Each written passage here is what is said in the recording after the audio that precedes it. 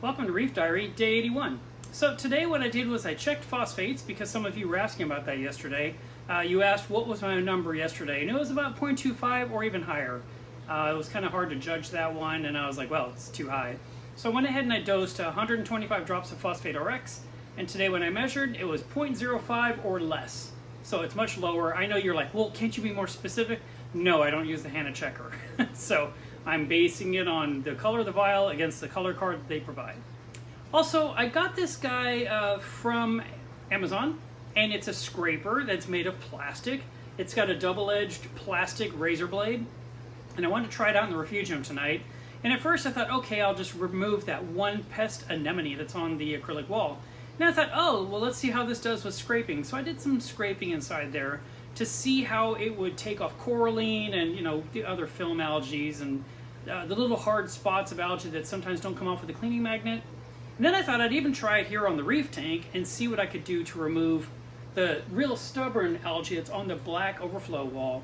So it's going to take forever to do that entire wall. The entire tank's 36 inches wide, it's 30 inches tall, and I'd actually have to probably move a couple of corals out of my way to really address that and clean it really well, remove the vortex, and just work on that entire panel. But I worked in the top corner, and I was actually impressed with what this little guy could do. And I picture many of you with your smaller tanks would love a little tool like this you can hold in your hand and work your way around the system and use it to get it cleaner.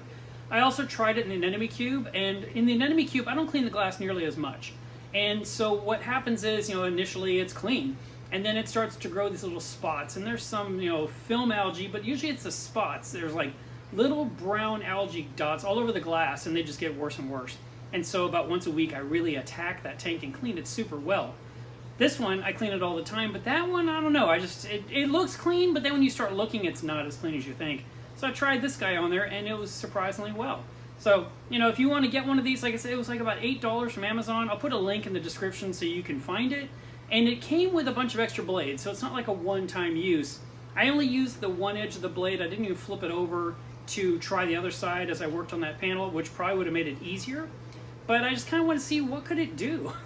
So I'm actually pleased. My buddy AJ told me about this, and I think he said it was used to remove stickers off windshields. And, and you can use it on acrylic or glass. So I thought, well, all right, I'll give it a shot. It's not that expensive. And nice little handy tool for reef keeping. I'm actually impressed with it. I had a frag fall down inside the, from where I had on the rock work. It was one of Dwayne's corals.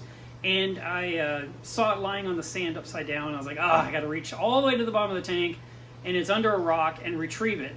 And I did, and so now it is right side up, and I moved it to a different spot where it can't blow around until I finally decide where I'm going to put it. Also, I was on the phone today with Dwayne for, 20 minutes or so, and we kind of walked the tank together via FaceTime, and I showed him the different corals that lived, and he was actually very, very pleased. He said, I thought it was way worse. I thought you lost a whole bunch, but I think we counted something like 14 or 15 pieces that made it here intact, and that seemed to be doing well, so that's nice. And then all the sea chem corals are doing well except for one frag that completely gave up the ghost within the 24-hour period of receiving it. And I don't even know what it was. I mean, I just left it on, it's still on the frag rack, but I don't know what it was. So I may find out what it was just for fun, but it doesn't really matter because there's still 14 others that I can plant in my reef. Hey, if you like this video, or if you like the way this video looks, I'm in cinematic mode today. Feel free to hit like, and I'm happy to see your comments down below. And also, if you haven't subscribed to this channel yet, please do. That's it for today's diary. I will see you guys again tomorrow.